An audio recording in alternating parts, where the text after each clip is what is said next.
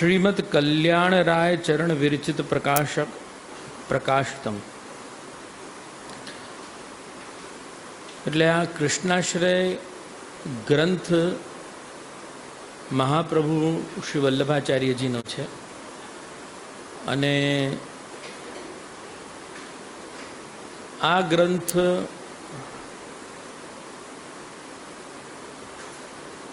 ના શબ્દે શબ્દનું અર્થઘટન એટલે જેમ તમે સમજો છો કે લાઇટ એક જગ્યાએ છે પણ પ્રકાશ વ્યાપક છે,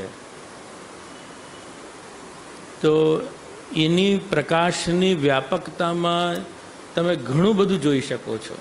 હવે દાખલા તરીકે ટ્યુબલાઇટ એટલા માટે છે કે ભાઈ કે તમે વાંચી શકો, બરાબર, પણ એની સાથે સાથે તમે કોઈની ઘડિયાળ પણ જોઈ શકો છો, કોઈએ શું કપડાં પહેર્યા છે એનો કલર પણ જોઈ શકો છો, ઘણું બધું જોઈ શકો છો. એટલે એને કહેવાય છે, ટેકનિકલી એને કહેવાય છે શબ્દનો એકો, શબ્દની ધ્વનિ અથવા તો અર્થછાયા.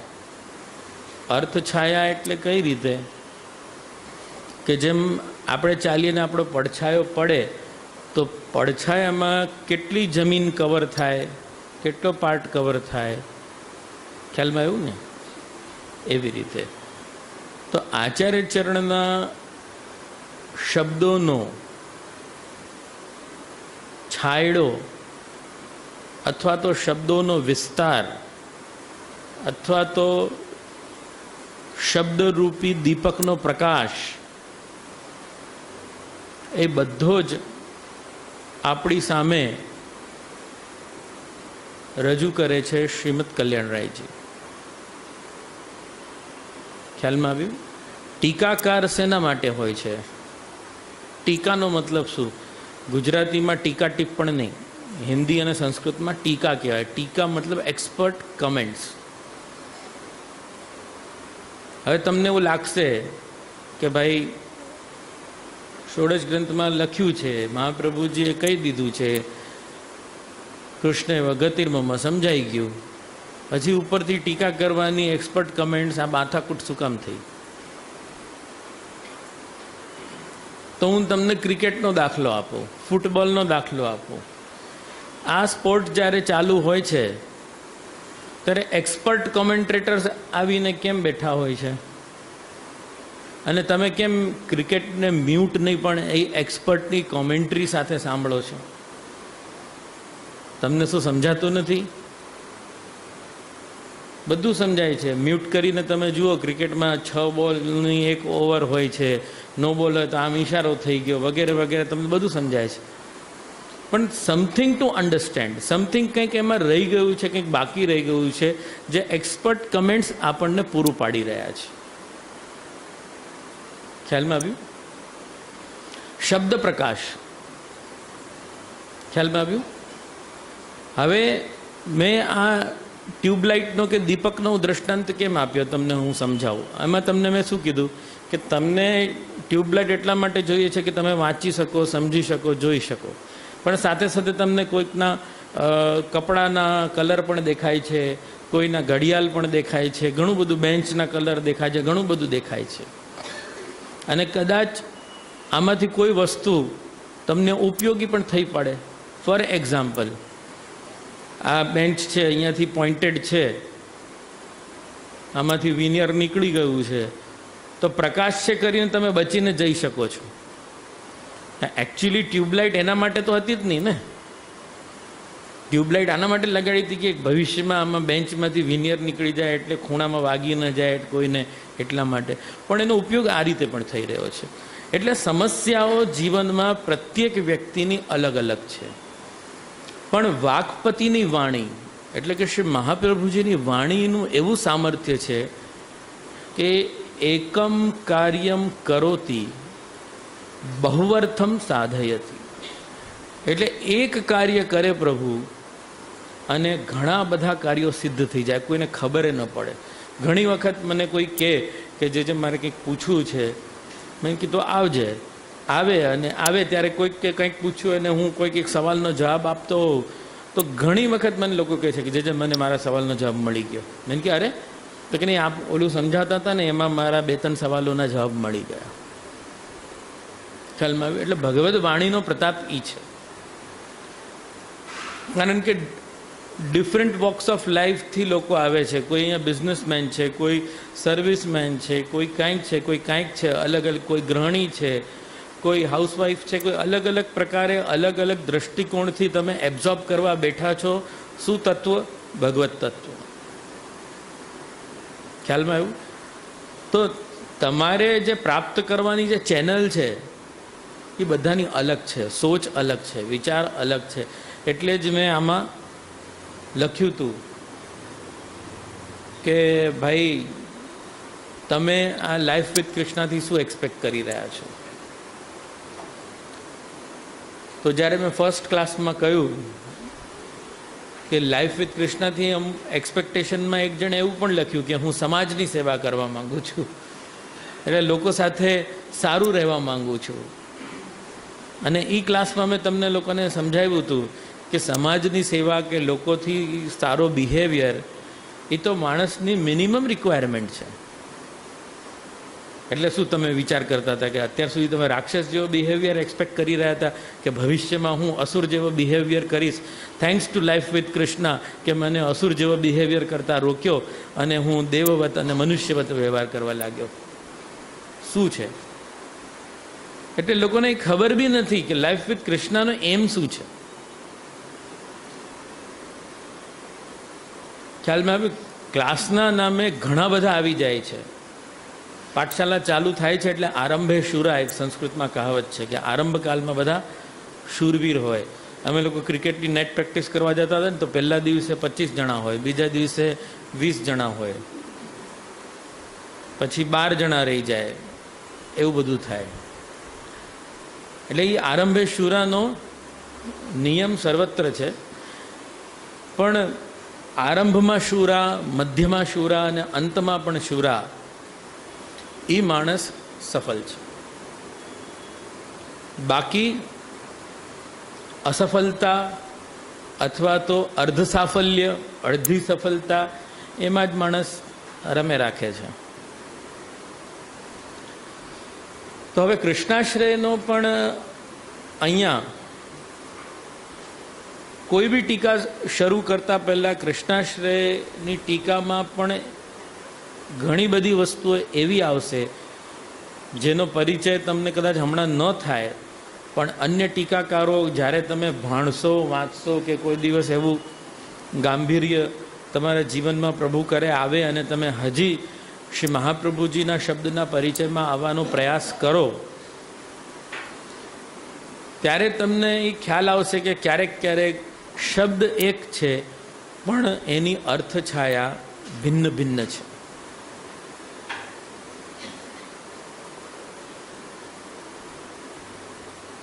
એટલે હું તમને એક દાખલો આપું.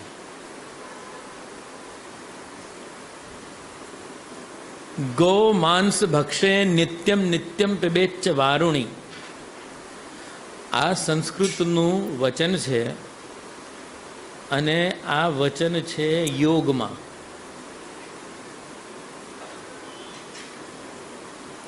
યોગમાં, યોગા, તમે યોગને યોગા કહો છો ને, યોગામાં આ વચન છે. હવે આનો વચનનો અર્થ તમને કહીશ ને તો તમારું દિમાગ ફરી જશે. ગો એટલે ગાય, બરાબર? ગો માંસ ભક્ષેત એટલે ગાયનું માંસ ખાઓ. એકવાર નહીં, નિત્યમ. ગો માંસ ભક્ષે નિત્યમ. અને સંસ્કૃતમાં દારૂને વારુણી કહેવામાં આવે છે. વારુણી એટલે દારૂ.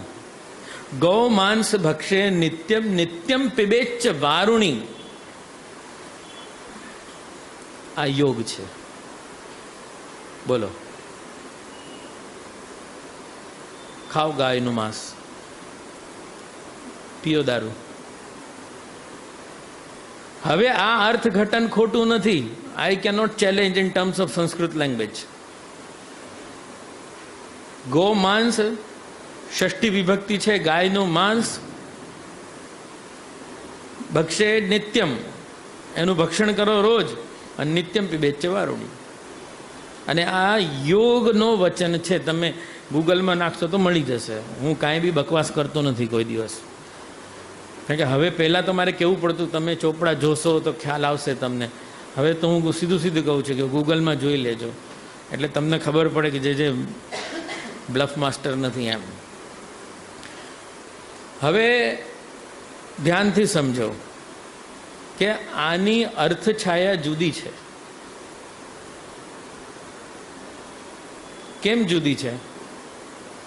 આ ઉપદેશ માંસ ભક્ષણ કરવા વાળા વ્યક્તિ માટે નથી. થઈ શકે છે કોઈ માંસભક્ષી વ્યક્તિને પણ આ ઉપદેશ એ ગ્રહણ કરી શકે છે કે અચ્છા હું તો માંસ ભક્ષણ કરું છું, હું તો દારૂ પીઉં છું, મારા માટે છે. પણ એના માટે આ ઉપદેશ હતો નહીં. એકચ્યુઅલી સંસ્કૃતમાં ગો શબ્દના કેટલા અર્થ થાય છે તમને ખબર છે? સિનોનિમ જેને કહીએ આપણે. ગો શબ્દનો અર્થ થાય છે દહીં. તમે દાનના દિવસોમાં સાંભળ્યું હશે ગોરસ, બરાબર? ગોનો અર્થ થાય છે ઇન્દ્રિયો, બરાબર? હવે યોગ એમ કહે છે કે શરીરમાં આપણે 10 સેન્સીસ છે અને એક અંતઃકરણ, એક મન છે, 11મું મન છે. તો એમાંથી જે જીવેન્દ્રિય છે, જેને રસનેન્દ્રિય પણ કહેવામાં આવે છે, તમે ધ્યાનથી કાચમાં જોશો તો તમે મોઢું કાઢીને, જીભ કાઢીને, તો તમને છે ને માંસનો ટુકડો લટકતો દેખાશે અંદર. એ માંસના ટુકડાને યોગ રિફર કરે છે, ગો માંસ. એટલે એ ઇન્દ્રિયનું માંસ. ભક્ષ્ય નિત્યમ એટલે એમાં કોઈ યોગમાં એવી ક્રિયા છે કે તમે એ માંસના ટુકડાને થોડું ટિકલ કરો, થોડું ઘસો, ફ્રિક્શન કરો, પછી એમાંથી જે લિક્વિડ સેક્રેશન, જેને આપણે લાર કહીએ છીએ, જે લિક્વિડ સેક્રેશન થાય છે એને યોગ વારુણી કહે છે. આ શું મને પ્રૂફ આપ્યું? બરાબર.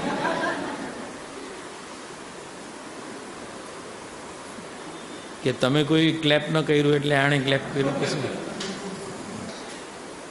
ખેર, તો આ બીજી અર્થ છાયા છે. હવે સંસ્કૃતના પોઈન્ટ ઓફ વ્યૂથી મેં તમને આ અર્થ પ્રગટ કરીને બતાવ્યો, બરાબર?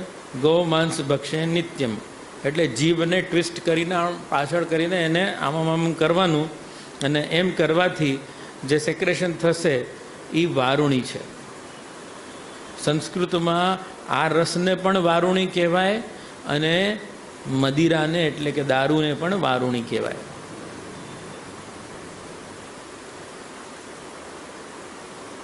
આવ્યું ખ્યાલમાં? આપણી તકલીફ ક્યાં છે?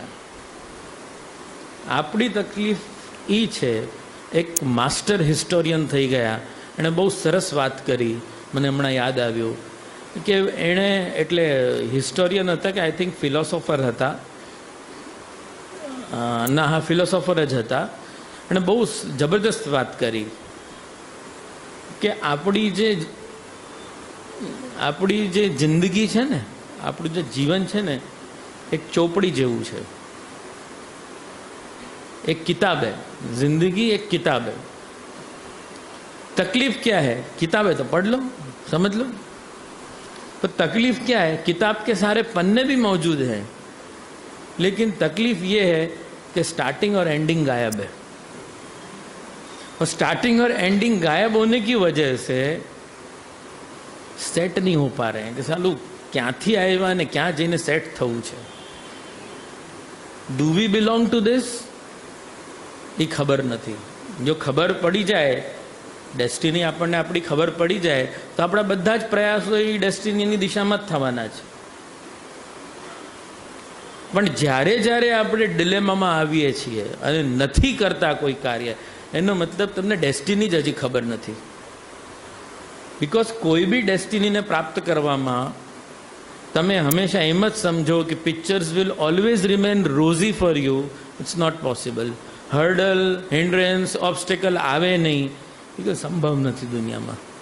સારામાં સારા કાર્યોમાં પણ આવશે તમને. એનું આનાથી મોટું કોઈ દ્રષ્ટાંત ન હોઈ શકે કે જેની સાથે 24 કલાક પ્રભુ બિરાજતા હતા, એ 13 વર્ષ માટે વનવાસમાં હતા, જેમાંથી એક ધર્મરાજ હતો અને એક સ્વર્ગમાં જઈને તપસ્યા કરીને સ્વર્ગની શક્તિઓ લઈને આવ્યો હતો, અને એક પાતાલ લોકમાં જઈને પાતાલની દિવ્ય શક્તિઓ લઈને આવ્યો હતો. ભીમ, અર્જુન શંકરનું ગાંડીવ લઈને આવ્યો હતો. આવા લોકોને જ્યારે 13 વર્ષનું વનવાસ પ્રભુના સહવાસ સાથે મળે તો તમે લોકો છે ને આટલા બધા ઓલા થાવ છો, અમારી સાથે ભગવાને આવું કેમ કર્યું, અમારી સાથે કેમ આમ કર્યું, મારી સાથે જ કેમ આમ કર્યું, મારા બચ્ચા સાથે જ કેમ આમ થયું, મેં શું કોઈનું બગાડ્યું હતું. અરે આખો દિવસ આની જ શું ચિંતા કરો છો? કોણે તમને ક્વેશ્ચન કર્યો કે તમે કોઈનું બગાડ્યું હતું? ખબર નથી પડતી એનો મતલબ પહેલું પાનું ગાયબ છે, અને નિર્ણય પ્રોપર થતા નથી એટલે છેલ્લું પાનું પણ ગાયબ છે.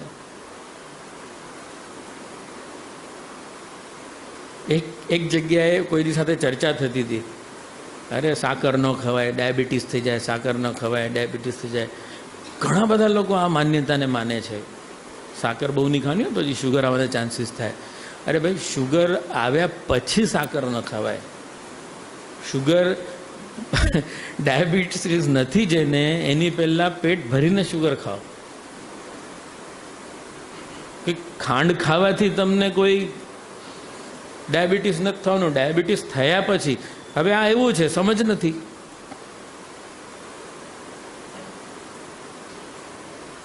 મૂળ કારણ ખબર નથી, પાનું ગાયબ છે. બધાને બધી ખબર હોય તો પહેલું છેલ્લું પાનું ગાયબ હોય, ને કોઈકને વચ્ચેના પણ ગાયબ હોય. जब देखो तो मियाँ जी फिक्र में बैठे हैं कि दुनिया का भला कैसे होगा, और आकाश की तरफ देखते रहते हैं. आकाश से थोड़ी भलमनसाहट प्रकट होने वाली है, एक्शन में प्रकट होगी ना. एक्शन तो करो.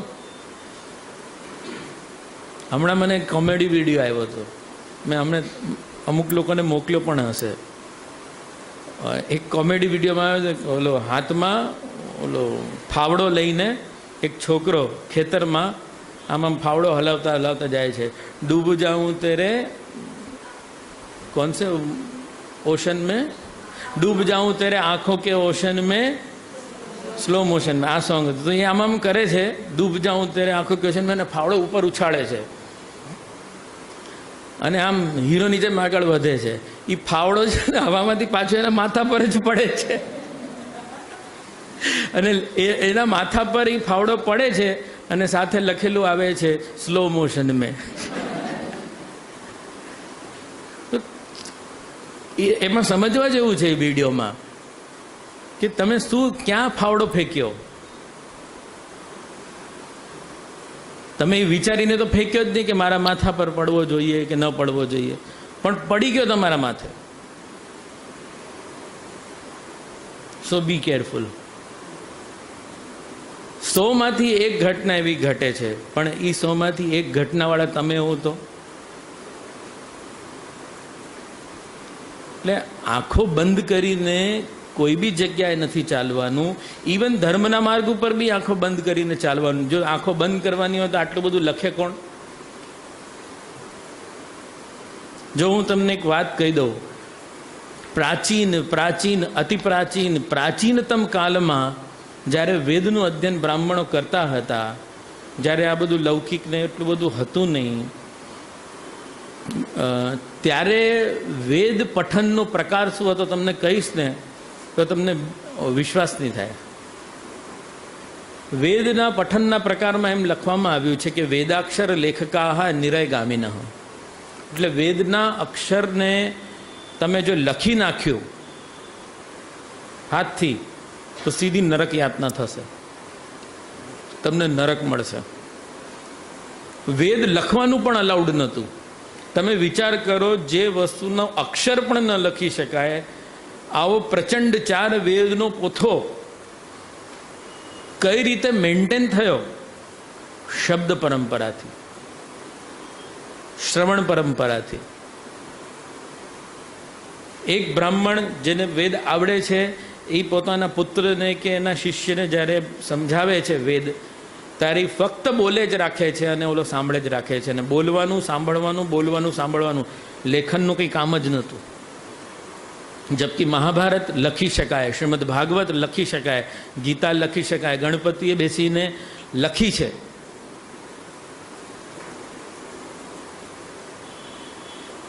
વેદવ્યાસજીએ લખી છે, પણ વેદ લખવાનું અલાઉડ નહોતું ફોર હ્યુમન બિંગ્સ. ચલો અલાઉડ નહીં ત્યાં સુધી ઠીક, પણ જો તમે કરી નાખ્યું આ કામ તો નરકમાં મોકલી દેવાનું. તો કહેવાનો મતલબ, હવે એટલું રિસ્પેક્ટ અને એટલું સ્પેન ઓફ ટાઈમ લોકો પોતાના જીવનમાં ધર્મ માટે આપતા. કારણ કે 4 વેદ શું, હું તો કહું તમને 200 લાઈન બી હું તમને આપું યાદ કરવા માટે, અને તમને એ કહું કે લખવાની એક પણ નહીં, તો એટલો 200 લાઈન તમને રોજ સાંભળવા માટે મારી પાસે ટાઈમ નથી, અને તમને એ સાંભળીને એને મગપ કરવાનો ટાઈમ નથી.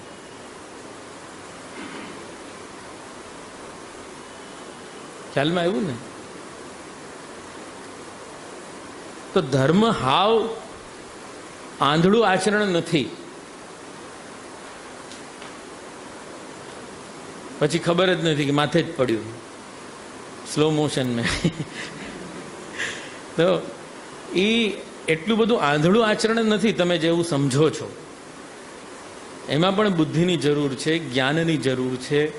અને જ્ઞાન જે છે એ એક ચક્ષુનું કામ કરે છે, આંખનું કામ કરે છે. તમારામાં કોઈ બી વસ્તુને લઈને થોટ ક્રિએટ થાય છે, તો એમાં સૌથી પહેલા જેનું કામ છે, જેનું રોલ છે, તમારા આંખનું છે. આંખથી જોયા પછી એને તમે જજ કરો છો, ને પછી તમે વિચારો છો કે હવે શું થાય. ખ્યાલમાં?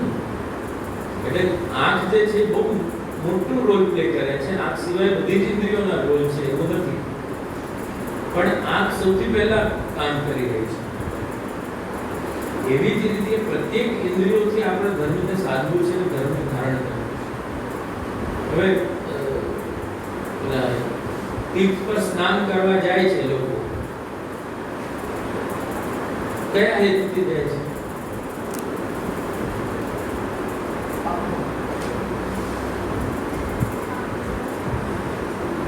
પાપથી મુક્ત થવા જાય છે, દાન કરે છે. શેના માટે?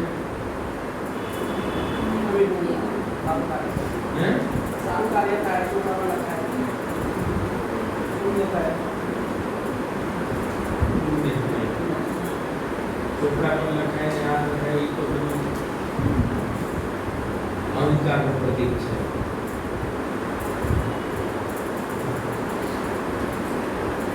સૌથી પહેલા તમે રજીસ્ટર કરો છો કે અમારાથી નિત્ય કોઈ પાપ થાય છે, એટલે પાપ ધોવાનો જવું પડશે. ભાઈ બહેન ભાઈ બીજના દિવસે યમુનાજીમાં સ્નાન કરવા જાય છે, એટલે રજીસ્ટર કરે છે અંદરો અંદર. એક વખત બેન સાથે નાઈ લઈએ એટલે કમસે કમ નિયમ યાદ ન રહે. પછી ભલે બેનની જાયદાદ આપણે બચાવીએ. એટલે આપણી ધર્મ પ્રત્યેની શ્રદ્ધા બચાવી, એનું જે પેનેટ્રેશન છે, એનો જે જીવનમાં પ્રભાવ છે, બસ આનાથી વધારે. એ પણ કેમ? કારણ કે તમે બચપનથી જોયું છે કે અમારા બાપા આમ જ કરતા હતા, બાપા પણ આમ જ કરતા.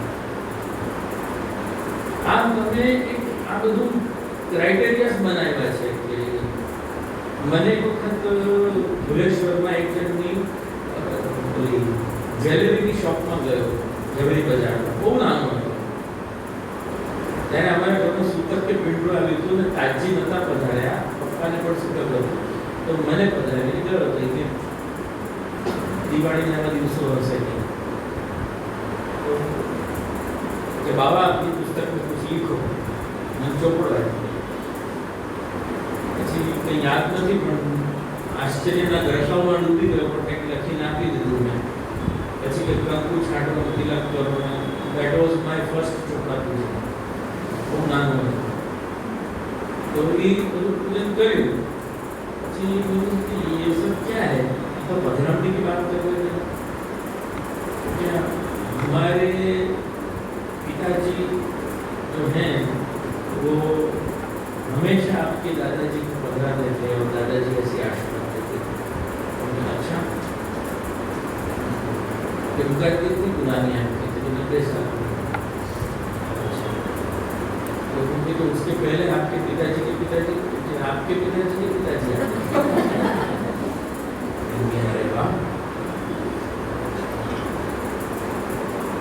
अब बात समझो कि आज से 90 साल पहले मैं तो हूँ तो नहीं जानता कि मारा दादाजी आना दादाजी ने क्या क्या रिलेशन केवी रीते क्या भाव साथे આવતા હતા મને કોઈ નથી અત્યારના કોઈ સરોકાર બી નથી પણ જ્યાં સુધી હું પુષ્ટિ માર્ગને સમજ્યો છું આ એક્ટિવિટી મને તો અજમ નથી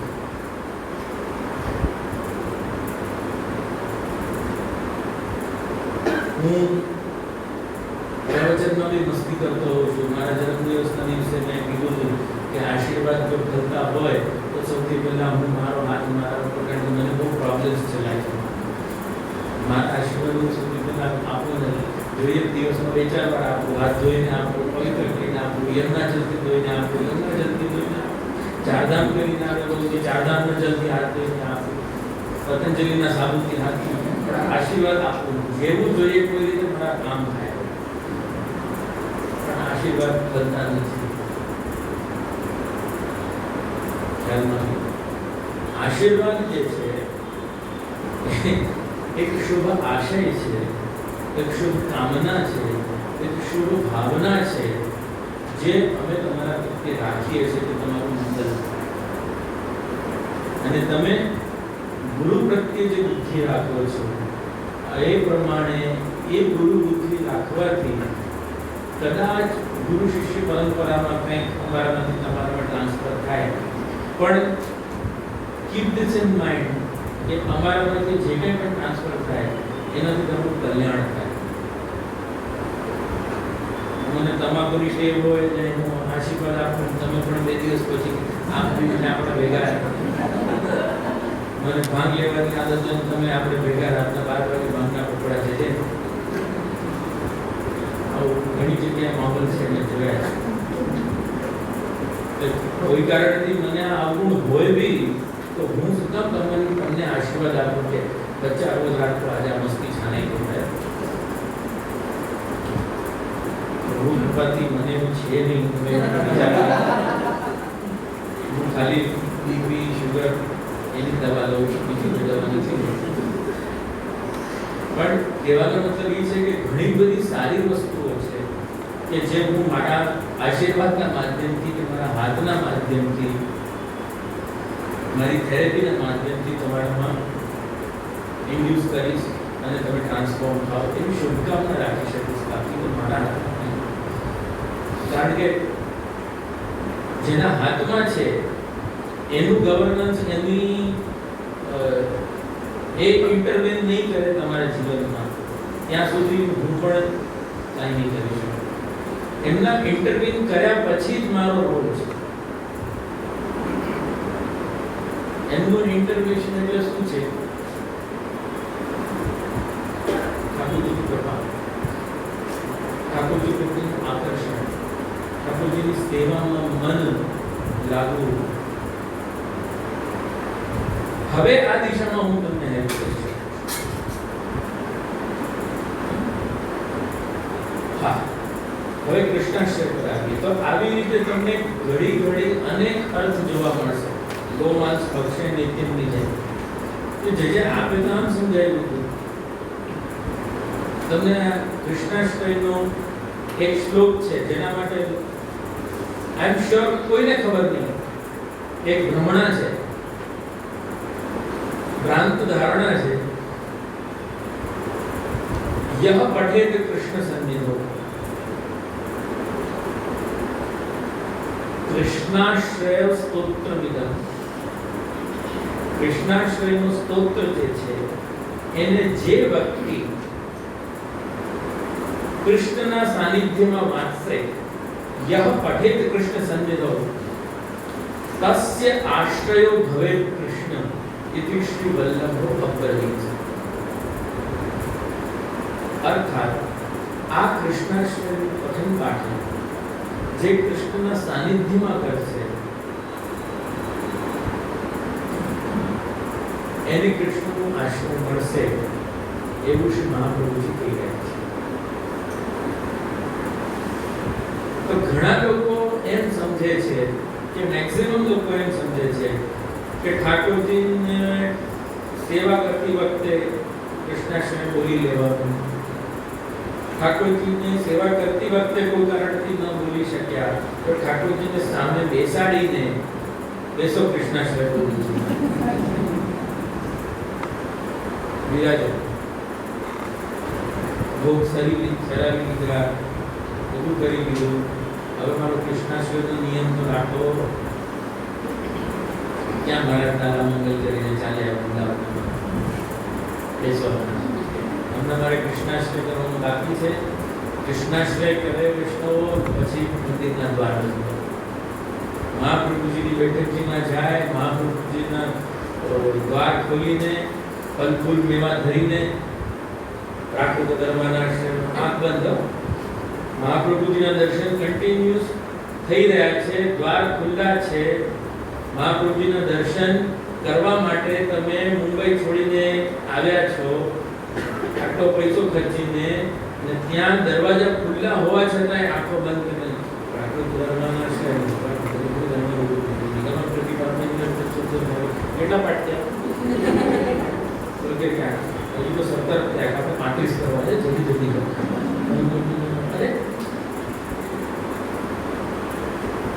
ક્યાં ઠકરાની ઘાટ ઉપર ગોકુલ પર યમુનાજીના કિનારે ટોળાઓ નિવેદન જાતના એવા ગ્રુપમાં મળી જશે.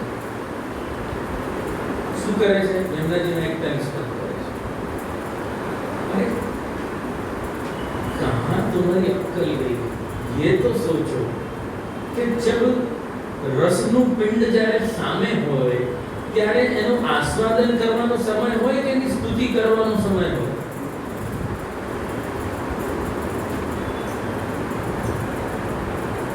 તમે સામગ્રી કોઈ સિદ્ધ કરીને મારી સામે મૂકો, બહુ સરસ છે, સારું લાગે તમને. કેસર એકદમ સરસ રંગ ખીલ્યો છે, કેસરનો રંગ બી બહુ સરસ છે, અને કેસરનું સુગંધ બી ઇમ્પોર્ટેડ કેસર છે કે હા જે છે લંડન થી લાવ્યો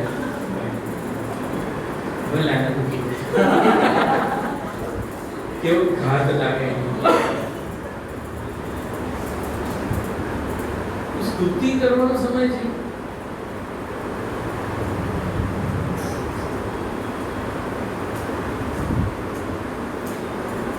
ઠાકોરજીની સેવાના પ્રત્યેક ચરણમાં, ઠાકોરજીની સેવાના પ્રત્યેક આયામમાં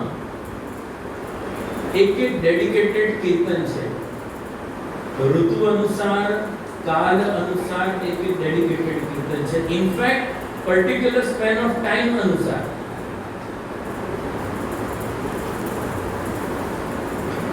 એ આપણે એની સાથે એસોસિએટ કરવાનું છે.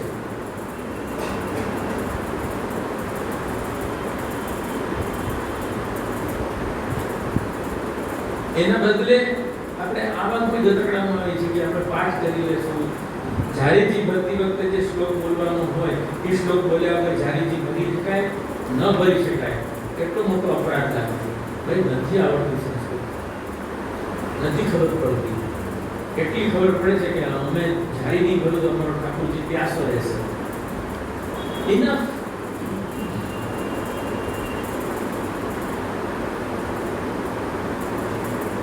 ભગવત સેવામાં સૌથી આગળ કઈ ક્રિયા હોવી જોઈએ એનું જ ભાન નથી લોકોને. કોઈ કીર્તન કરવા બેસે. મને હજી યાદ છે એક જગ્યાએ અમે લોકો નેશનલ પાર્કમાં મનોરથ કરે છે ઠાકોરજીને પધરાવીને. તો ધીરે ધીરે મને માહોલ બગડવા લાગ્યો. મને લાગ્યું કે નહીં મજા આવે.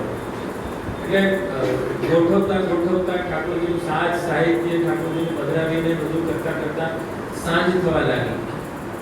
અને બહુ આઇસોલેટેડ કોર્નરમાં અમે લોકો ઠાકોરજીને પધરાવીને બધું કરી રહ્યા હતા. એટલે કોઈ સારું સ્થાનના ચક્કરમાં અમને ગોતવા મોડું થઈ ગયું. અને ડીપ ઇન્ટુ જંગલ અમે લોકો હતા. તો ધીરે ધીરે ત્યાં છે ને જીવાત આવવા લાગી. એટલે સંધ્યા વેલા હોય ને અડધું અંધકાર થવા લાગે. મેં કીધું કે બસ ઠાકોરજીને ભોગ ધરી દીધા છે, હવે આપણે 5 મિનિટ નિરખીને દર્શન કરીને પછી આપણે ઝાંપેજી કરીએ. તો મેં એક બેન કીર્તન શીખતા હતા અને મારે કીર્તન કરવા છે. અને એમને કીર્તન કરવું હતું. એમને અંધકારમાં જીવાતની વચ્ચે ઠાકોરજીનું સન્મુખ કીર્તન કરે.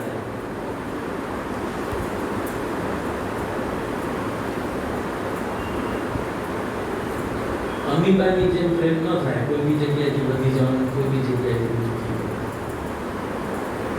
પ્રેમનો એક શેપ તો હોય જ છે. પરાણે કીર્તન કરે, કારણ કે કીર્તન શીખતા હતા.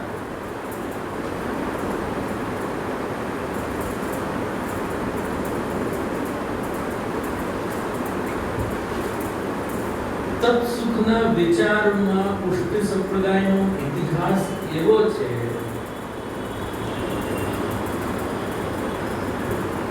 કે અનવસરમાં મંદિર પ્રવેશ ન કરાય કરીને ચોરી પણ ગવારા છે. ઠાકોરજીનો પરિશ્રમ ન કર્યો.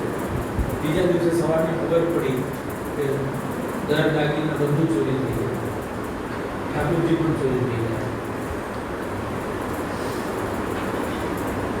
પણ ઠાકોરજીની લીલામાં વિક્ષેપ પડશે તો કે એ બહુ ઉચ્ચ કોટીનો ને કોઈ ઉપરની લેવલની વાત છે.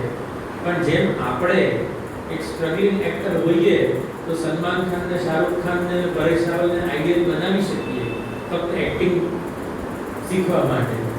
એમ આપણે અગર સ્ટ્રગલિંગ ભક્ત છીએ તો આપણે ભક્ત શિરોમણી 84-252 ને પણ આપણે આઈડિયલ બનાવી શકીએ. કઈ રીતે?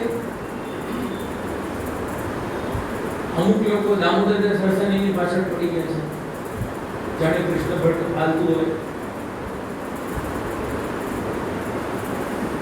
એ રીતે નહીં. 84-252 નો મતલબ એ છે કે 84-252 ની અંદર વેરિયસ ટાઇપ્સ ઓફ નેચરના વૈષ્ણવોનો ઉલ્લેખ છે. તમે જ્યારે ભગવદ વાર્તા ઘરે બેસીને ઘરના પરિવાર સાથે ઘરમાં જ્યારે કરો છો તો તમારે ભગવદ વાર્તાઓના મંચમાંથી એ વાર્તા સિલેક્ટ કરવી છે કે જે વાર્તામાં તમને દેખાય કે આ તો મારા જેવી વાત છે, આ વાર્તામાં તો કંઈક મારા જીવનનું રિફ્લેક્શન છે, આ વાર્તામાં તો મારે જે જોઈએ છે એની ગંધ છે.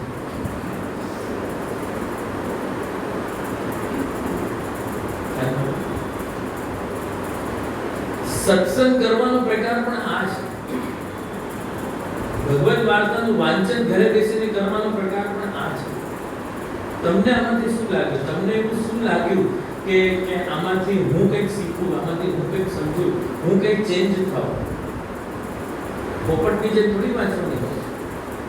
કૃષ્ણાશ્રય ભણતી વખતે કૃષ્ણાશ્રયના ટીકાકારો પણ આ જ વસ્તુ આપણને સમજાવી રહ્યા છે કે ભાઈ શ્રી મહાપ્રભુજી કહ્યું કે ભાઈ કૃષ્ણની સેવા કરો અથવા તો કૃષ્ણ મારી ગતિ થાઓ. તો ખૂબ દિમાગની જેટલી બારીઓ ભગવાને આપી છે બધી બારીઓ ખુલ્લી રાખી. જ્ઞાનની બુભુત્સા, બુભુત્સા એટલે સંસ્કૃતમાં ભૂખ, તત્વ બુભુત્સા સાથે, જ્ઞાન બુભુત્સા સાથે તમે વસ્તુને સમજવાની કોશિશ કરો. જો કઈ વસ્તુ ક્યારે કામ આવે છે ને કોઈને ખબર નથી પડતી, તમે ઇગ્નોર ન કરી શકો. આજની તારીખમાં પણ ફોનિક્સના ક્લાસ, ફલાણાના ક્લાસ, આના ક્લાસ, ટંગ ટ્વિસ્ટરના ક્લાસ, પછી શું કહેવાય,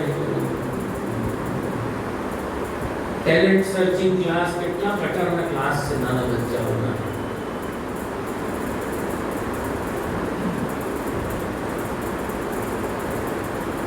આ જરૂરી છે, આ જરૂરી છે, જરૂરી છે, તમને લાગતું હશે છે પણ જરૂરી, કર્યું પણ હશે. પણ કોઈ દિવસ તમે એવું સાંભળ્યું છે કે જેણે ફોનિક્સ ક્લાસ કરી લીધા, સ્પીચ થેરેપી કરી લીધી, પર્સનાલિટી ડેવલપમેન્ટ કરી લીધું, એને એબીસીડી ની શીખવાનું સાંભળ્યું છે? A to Z ABCD શિક્ષા વગર તમે ઇંગ્લિશ નહીં શીખી શકો. અને આપણા પુષ્ટિ માર્ગમાં એ જ તકલીફ છે કે એબીસીડી જ ગાયબ છે.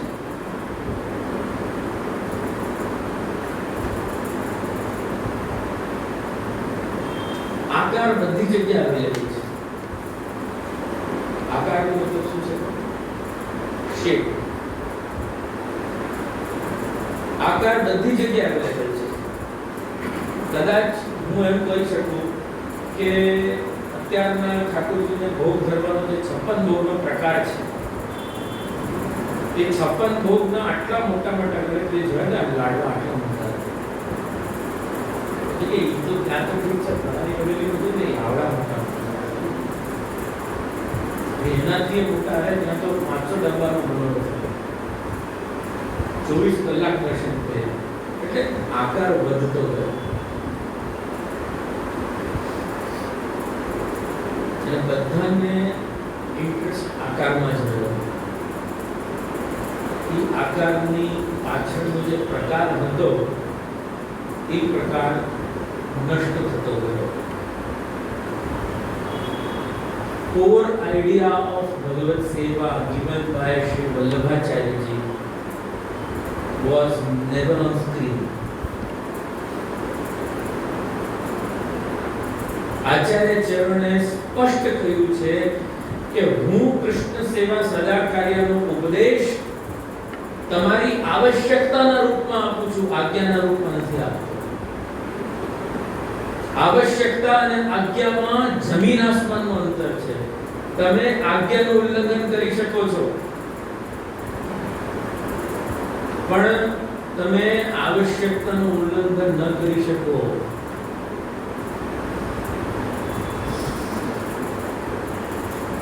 ભગવત સેવાનું સ્વરૂપ તમારા જીવનમાં આજ્ઞાર્થ છે કે આવશ્યકતા રૂપ છે, પહેલા તો એ ડિસિઝન લો.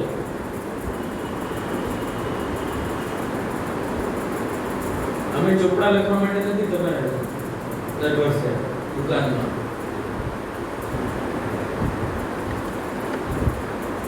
આજ્ઞા છે.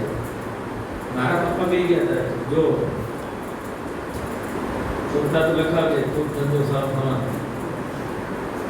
ચોપડા લખાવજે.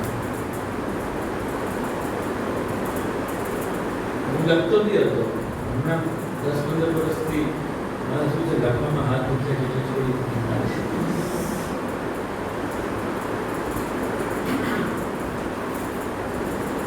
કોન્સેપ્ટ અને આઈડિયા ક્લિયર ન હોય બધું વ્યર્થ છે. કૃષ્ણાશ્રયમાં પણ આવી રીતની વાત છે.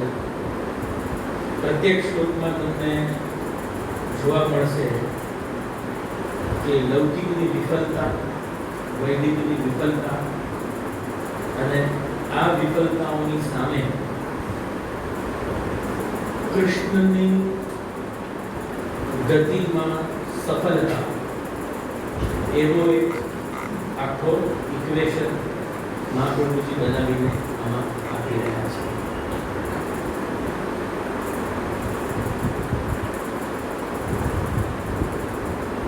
કૃષ્ણાશ્રયને લઈને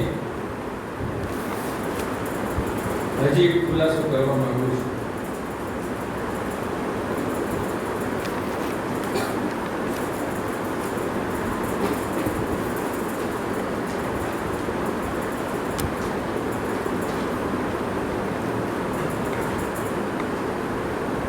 કૃષ્ણ ભગવાનનું નામ છે.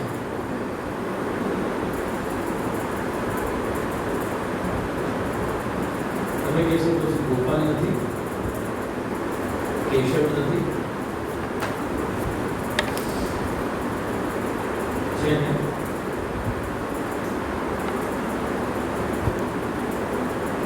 કેશવ નહીં, ગોપાલ નહીં, કૃષ્ણ આશ્રય.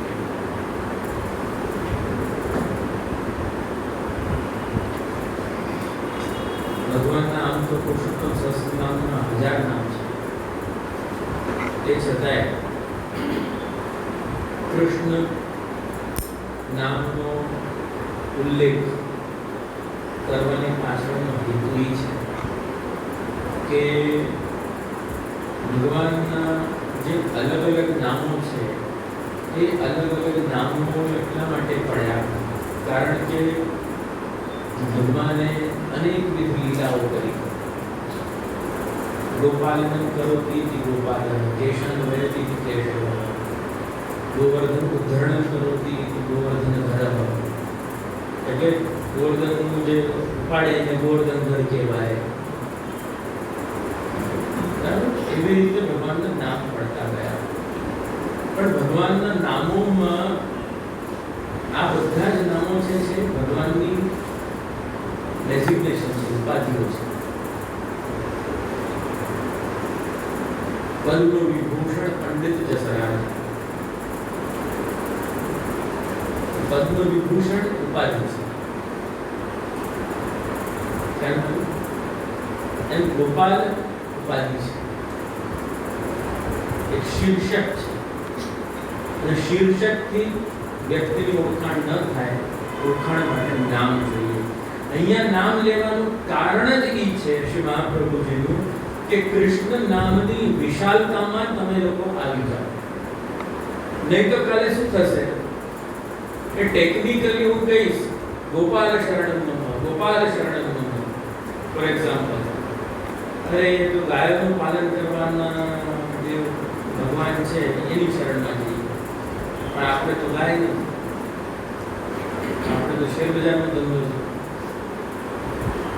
હવે શેર પાલન એવું તો શેરપાલ કરીને તો ભગવાનનું નામ છે ને, તો લાવશું શું, કરશું શું? બરાબર ને? કૃષ્ણ નામમાં સમગ્રતા છે. કહાવત છે ને, હાથી પગમાં બધા પગ આવી જાય, એમ કૃષ્ણમાં બધી જ લીલાઓ આવી જાય છે. અને કૃષ્ણ સિવાય અન્ય નામોમાં પર્ટિક્યુલર લીલાથી એનું અનુચ્છેદન થઈ જાય છે, અવચ્છેદનતા એટલે બાઉન્ડરી બની જાય છે. એટલે જ મર્યાદા માર્ગમાં ગોપાલ મંત્ર, નરસિંહ મંત્ર વગેરે વગેરે વગેરે થયા. એ ચર્ચામાં નથી પડતો. પણ કૃષ્ણાશ્રયમાં કારણ કે કૃષ્ણ એક એવું સમર્થ તત્વ છે જે બધી જ જગ્યાએ રિસ્પોન્ડ કરી શકે છે. એવું કોઈ કોર્નર નથી કૃષ્ણ માટે જ્યાં કૃષ્ણ નથી.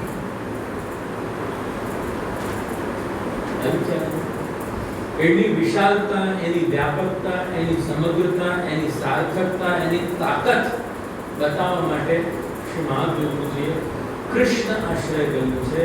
પર્ટિક્યુલર ઉપાધિ લઈને ગોપાલ આશ્રય, કેશવ આશ્રય, કેવલ આશ્રય વગેરે વગેરે ગોવિંદ આશ્રય નથી.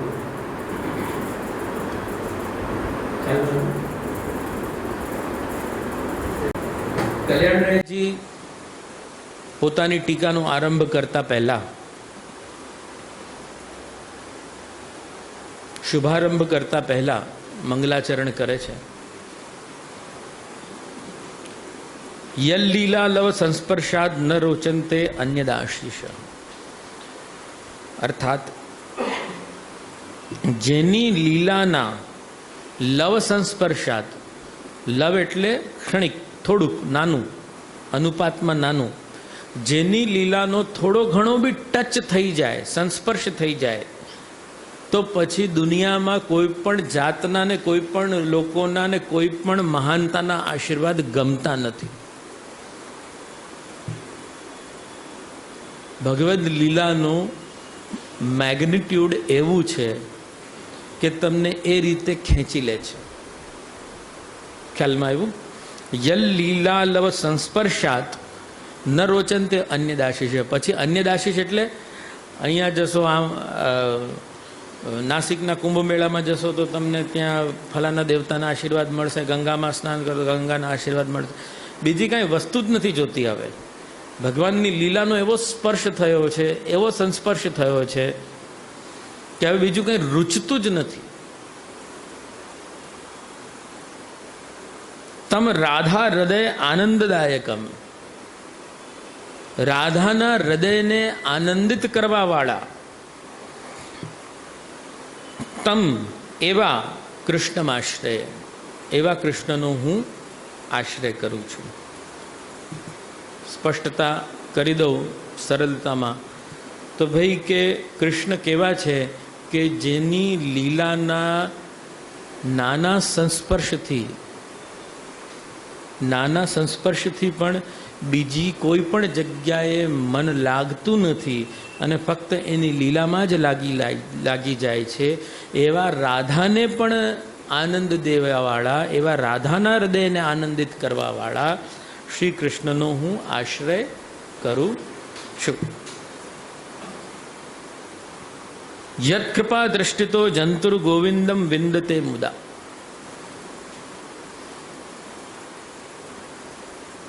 જેની કૃપા દ્રષ્ટિથી એક નાનકડો જંતુ મહાન ગોવિંદને પ્રાપ્ત કરે છે અને પ્રસન્નતાને પ્રાપ્ત કરે છે, ભક્તિથી હું એવા આચાર્ય ચરણને મારે જે ટીકા કરવી છે, જે મારે લખાણ કરવું છે, જે મારે આચાર્ય ચરણના શબ્દોનો પ્રકાશ કરવો છે, એ આચાર્ય ચરણને પણ હું નમસ્કાર કરું છું. અર્થ સિદ્ધયે એટલે જે મારી ઈચ્છા છે, જે મારી ચાહના છે. મારી ચાહના શું છે કલ્યાણરાયજીની? કે હું શ્રી મહાપ્રભુજીના શબ્દોને પ્રકાશિત કરું, શબ્દોનો અર્થ પ્રકાશિત કરું. એવા નિજ આચાર્યને અભિવંદે, એવા મારા પોતાના આચાર્ય ચરણને હું અભિવંદન કરું છું. અર્થ સિદ્ધયે. કેમ અભિવંદન કરું છું? એમના શબ્દોનો અર્થ સમજીને લોકો સામે પ્રસ્તુત કરી શકું એટલા માટે. શ્રી કૃષ્ણાશ્રયસ્ય સર્વસાધકત્વાत् સ્વીયાનામ તદર્થમ વરપ્રદાનમેવ કુર્વંતઃ. શ્રી કૃષ્ણના આશ્રયમાં એક તાકાત છે, એક એની ક્વોલિટી છે. શું છે? સર્વસાધકતા છે. કૃષ્ણનો જેને આશ્રય કરી લીધો એને બધું જ સિદ્ધ છે.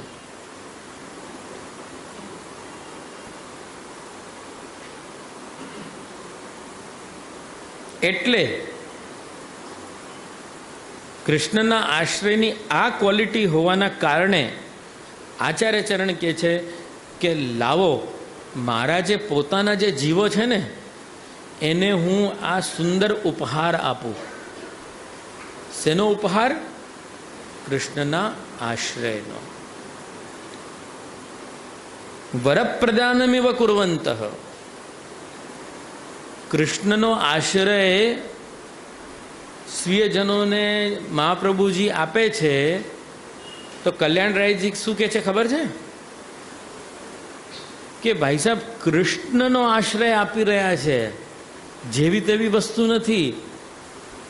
કરોડો વર્ષો સુધી તમે તપશ્ચર્યા કરો અને દેવ પ્રસન્ન થાય અને તમારી સામે દેવ પ્રગટ થાય અને દેવ કે માંગ બચ્ચા તું ક્યાં માંગતા હૈ, ત્યારે તમે જે ચાહો છો એ માંગી શકો છો. અને એ વર પ્રદાન એ દેવ કરતા હોય. અહીંયા સ્વરૂપ એવું લાગી રહ્યું છે કે જાણે શ્રી મહાપ્રભુજી વર આપતા હોય. કરોડો વર્ષોનું આપણું પુણ્યોદય થયું છે, કરોડો વર્ષોનું આપણું તપ આજે જઈને એના ડેસ્ટિનેશન પર પહોંચ્યું છે. આજે શ્રી મહાપ્રભુજી પ્રગટ થયા છે.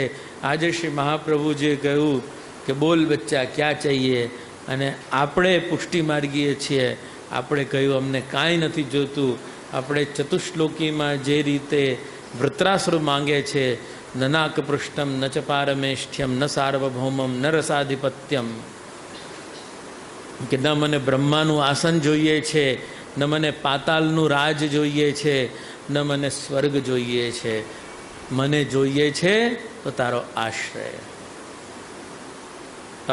આવી ઈચ્છા રાખવાવાળા માટે કૃષ્ણનો આશ્રય, કૃષ્ણના સ્વરૂપની પ્રાપ્તિ. વર નથી તો શું છે? કોઈ વર માંગે છે કે ભાઈ મારી મૃત્યુ ન થાય, ન દિવસમાં ન રાતમાં, ન ઘરમાં ન બહારમાં. પણ ટેકનિક ભગવાન પાસે છે.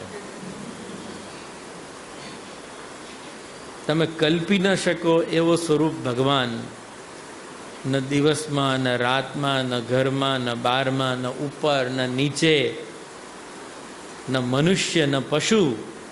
પણ નરસિંહ ભગવાનને ડિફાઇન કઈ રીતે કરશો?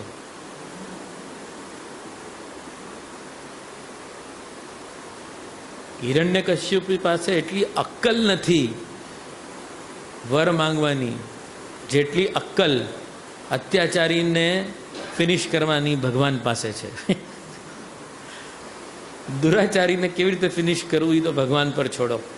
તમે તમારી અક્કલનો નમૂનો આપો હિરણ્યકશ્યપની જેમ.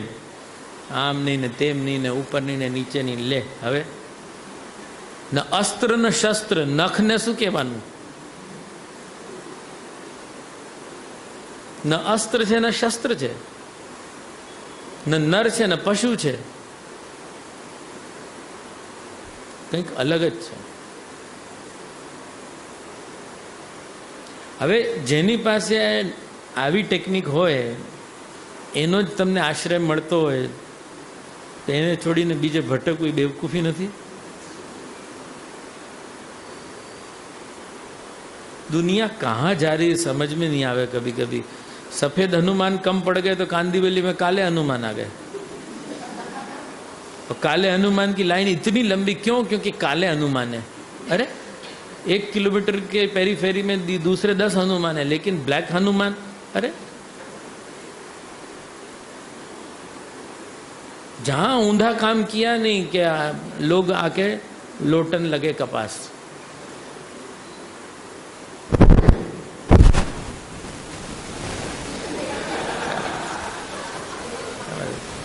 તમે લોકો રિસ્પોન્ડ કરો કે ન કરો, પણ ઇલેક્ટ્રોનિક મીડિયા મને રિસ્પોન્ડ કરી રહી છે. વાહ! આ તો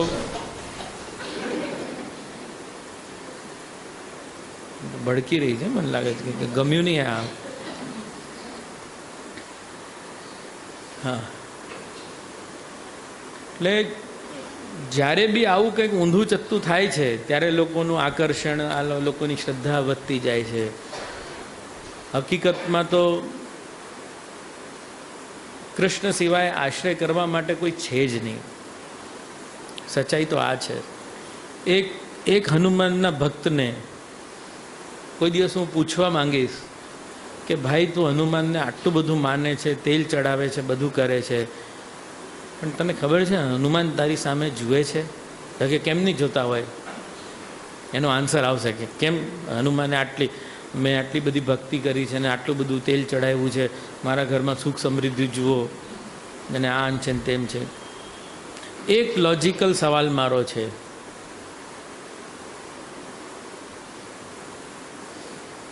હનુમાને છે ને, હનુમાનને કોઈકે પૂછ્યું રામ ક્યાં બિરાજતે હૈ? અને છાતી ફાડીને બતાવી.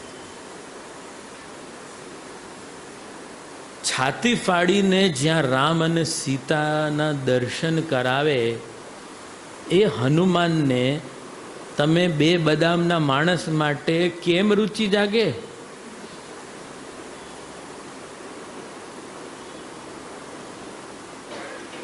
લોજિક તો વિચારો. શું કામ હનુમાન તમારી સામે જુએ? નારદજીનો સ્પષ્ટ ઇતિહાસ છે. આ તો મારું લોજિક છે જેને કોઈ ડિનાય નથી કરી શકતું. Why you? કારણ કે તું તેલ ચડાવે છે. મને તો બેસતી નથી વાત. રામને જોઈને જેની આંખોમાં જળજળિયા આવી જાય છે, રામની સામે જેનું મસ્તક ઝૂકી જાય છે, હૃદય ફાડે છે, ત્યાં રામ દેખાય છે, એ વ્યક્તિ તારા તેલ માટે અહીંયા બેઠો છે. અને બ્લેક બની ગયો તો તે વધારે લાઈન લગાડી દીધી. કહા તુમ જા રહે હો યાર, દિમાગ તો લગાવ યાર.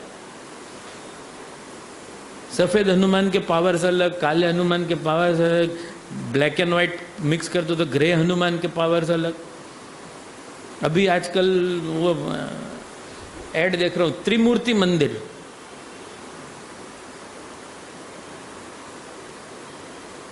आ 3 मूर्ति वाली मंदिर है એટલે જવું જોઈએ. ये लॉजिक है. अब मेरे मंदिर के बाहर भी बैनर लगे मैं त्रिमूर्ति मंदिर. क्या बात. 108 मंदिर. जगन्नाथपुरी में हूँ गयो. अरे ऐसा मंदिर पूरे विश्व में नहीं है. मैंने त्या जगन्नाथपुरी नो मैंने चौबो मैंने समझ पूरे विश्व में नहीं. मैंने की क्यों? मंदिर के प्रांगण के भीतर 108 मंदिर है. मैंने की नमस्कार. मेरे क्या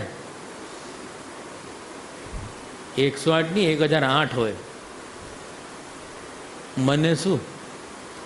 मने भगवाने शू आप्યું? 108 में एक भगवान भी मैंने कंईक आपे तो हूँ हजी हूँ कंईक विचारूँ. घड़ी घड़ी भुवनेश्वरनी टिकિટ कढ़ावूँ. 108 में एक भगवान कंईक मैंने हेल्प करता तो है नहीं. हमणां पूर आव्युं तो आखो आगळनो गेट वयो गयो. ऑड इवनનો તફાવત ખબર નથી, વ્યાવહારિક પક્ષ ખબર નથી.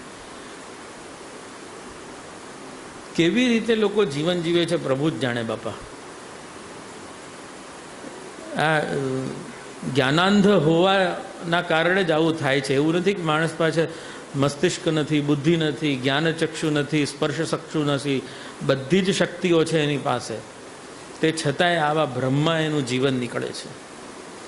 શ્રી મહાપ્રભુજીએ જે વસ્તુ લોજિકલી આપણે સમજીને ચાલવાનું હતું એ જ વસ્તુ શ્રી મહાપ્રભુજીએ શબ્દોમાં ટાંકીને આપણને બતાવ્યું છે. ના આરંભમાં જ સર્વ માર્ગેશુ નષ્ટેશુ. બોલો,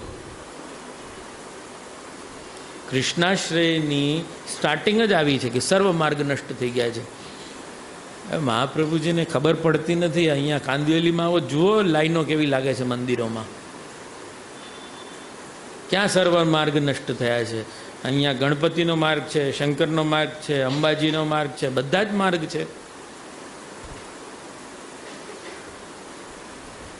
સાંઈબાબાનો માર્ગ છે.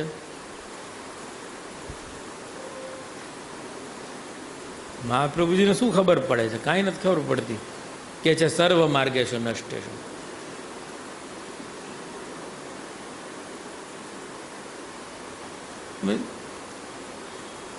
સર્વ માર્ગેશુ નષ્ટેશુ એ કેતાની સાથે જ હું તો કહું ને કે સરેન્ડર થઈ જવા જેવી વાત છે. હવે કાંઈ બોલો જ નહીં મહારાજ. સર્વ માર્ગેશુ નષ્ટેશુ એટલે બધા જ માર્ગ ખતમ થઈ ગયા છે.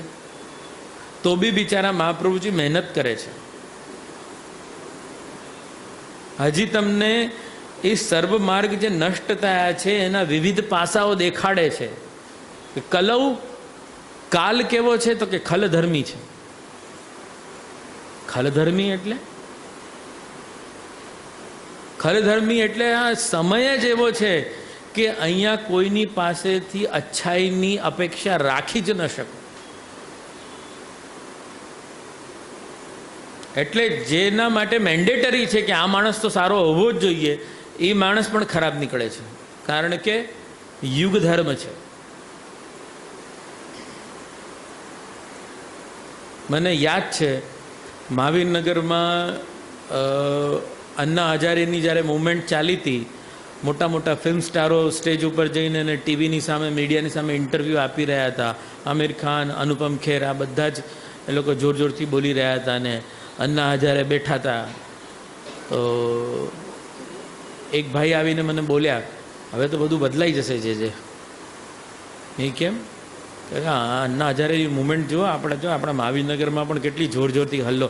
હા, ગલીમાંથી નીકળ્યા. મેં કે હા, એ સવારના બી હતો, તો કે બપોરના બી હતો, અને કે હા, તો હવે તો બધું એકદમ આવી જશે. બધું બદલાઈ જશે. મેં કે આ બ્રહ્માંડ નહીં રહો,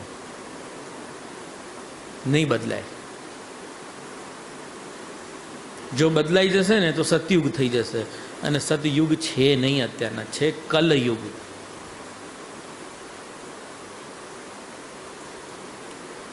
એવું નથી કે કલયુગમાં સારા માણસો નથી, પણ સારા માણસો જ્યારે કોઈના ઉપર ડિપેન્ડન્ટ થશે, એ વ્યક્તિ બી તો સારા હોવા જોઈએ.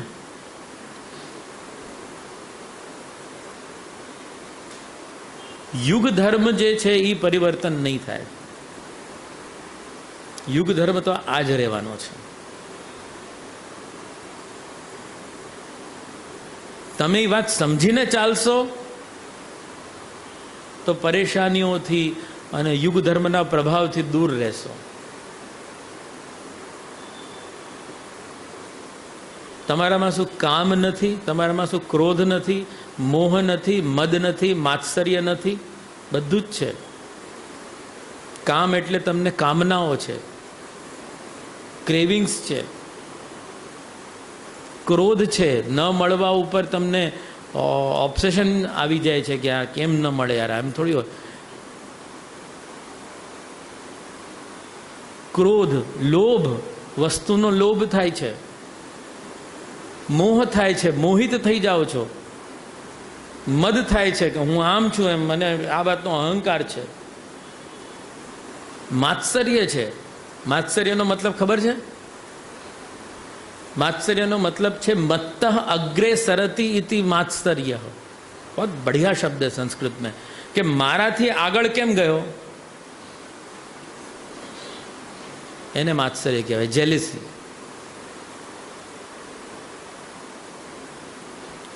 અને શ્રી મહાપ્રભુજીનો સ્વરૂપ અને મહાપ્રભુજીનો માર્ગ જુઓ. મહાપ્રભુજીએ કોઈ દિવસ આવો દાવો નથી કર્યો કે તમારા કામને ખતમ કરો, તમારા ક્રોધને ખતમ કરો, તમારા લોભને ખતમ કરો, મોહને ખતમ કરો, મદને ખતમ કરો, માત્સર્યને ખતમ કરો.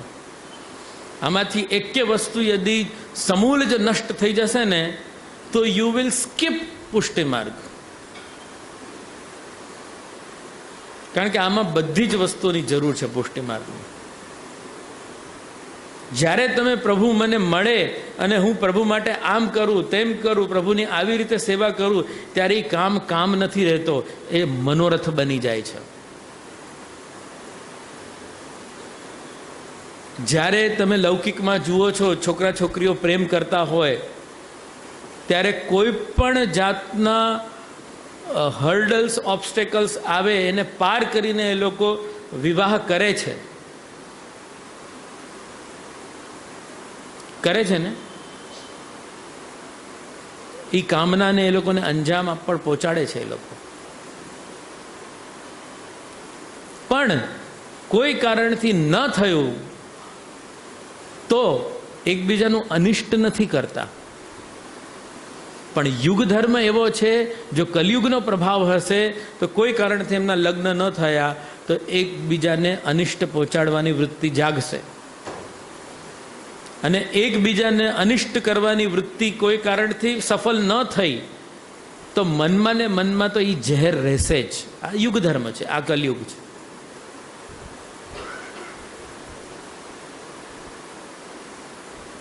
અને એ જ્યારે રહે છે એને જ કામ કહેવાય. અને આપણે પ્રભુ इतनो सामर्थ्य दीजो कभी कि मैं तेरे को चांदी को बंगला सिद्ध कराऊं.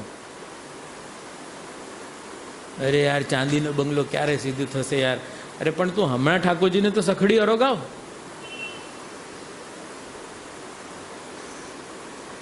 मनोरथ है मारो. एटले पुष्टि मार्ग में एने डिफाइन कई रीते कर्युं कि तमे ज्यारे कोई तमारा प्रियतम के तमारा प्रेयसी माटे एवुं विचारो छो कि हूँ आने आम करूँ ન થવાથી તમને ઓબ્સેશન આવે છે, દેટ મીન્સ કે એ કામ છે. પણ જ્યારે ઓબ્સેશન નથી આવતું, તમને એ ન થવાથી કોઈ નિરાશા નથી થતી, તમે એ દિશામાં કોન્ફિડન્સથી એક પગલું આગળ લો છો, એક એક્શન બનાવો છો, એક કોર્સ ઓફ એક્શન ડિસાઇડ કરો છો કે હું આમ કરીશ, પછી આમ કરીશ, પછી આમ કર્યા પછી આને પ્રાપ્ત કરીને જ રહીશ, એનો મતલબ મનોરથ છે. તમે ખુશ છો નિત્ય, એના માટે એ વસ્તુને પ્રાપ્ત કરવા માટે તમે નિત્ય થોડું પેન લેવા માટે જ્યારે તત્પર થાઓ છો ને, એનો મતલબ તમે આ જીવનમાં મનોરથનું સેવન કરી રહ્યા છો, કામ સેવન નથી.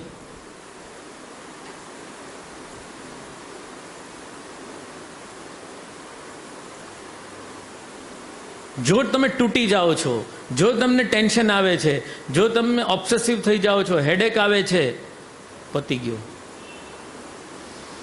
મનોરથની ઇન્ટેગ્રિટી ખતમ. આ મનોરથ નથી, આ તો કંઈક બીજું જ છે. ઠાકોરજીનો મનોરથ કરવો છે એટલે ભાઈ હું તારા ફેરવી નાખીશ, પાટિયા ફેરવી નાખીશ. અરે ભાઈ, બધા કહે છે આ ભાઈ તો બહુ સારા બહુ સારા બહુ સારા બહુ સારા, ઠાકોરજીનું કેટલું મનોરથ કરે. જરા ગામની બહાર જાઓ પછી ખબર પડે આ ભાઈ કેટલા સારા છે. તો મારા આટલા ખાઈ ગયા, મારા આટલા ખાઈ ગયા, મારું આમ કર્યું, મારું તેમ કર્યું. આવી ને બાત સમજમાં? કામ અને મનોરથની વચ્ચેનો તફાવત સમજો. પુષ્ટિ માર્ગ કામ રાખે છે, પણ કામનું વિકૃત સ્વરૂપ નથી હોતું, કામનું સુકૃત સ્વરૂપ હોય છે. એ સુકૃત સ્વરૂપ કામનું જે છે એ મનોરથ છે. દિલ દિયા હૈ જ્યાં ભી દેંગે એ વતન તેરે લીએ. એટલે દિલથી લઈને જાન સુધીની જે આખી યાત્રા છે એ મનોરથની યાત્રા છે.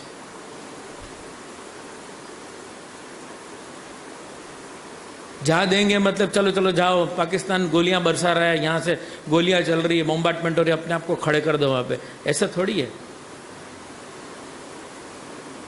एक जज्बा है, वो मनोरथ है कि देश के लिए मर मिटेंगे हम.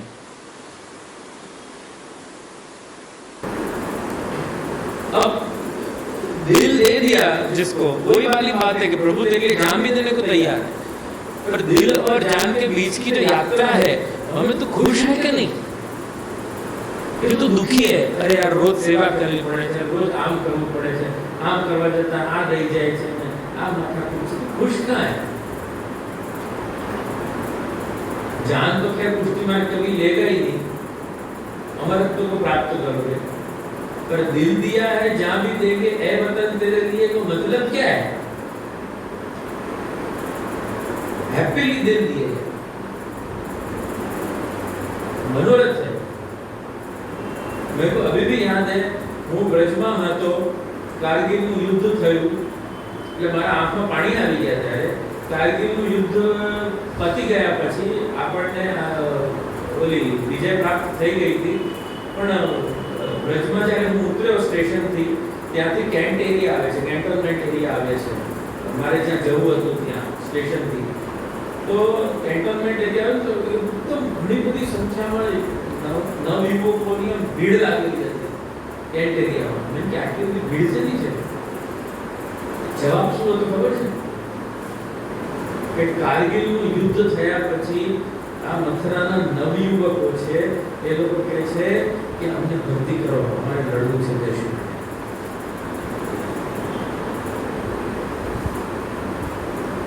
આ શું આત્મહત્યા કરવાનો પ્રોગ્રામ છે?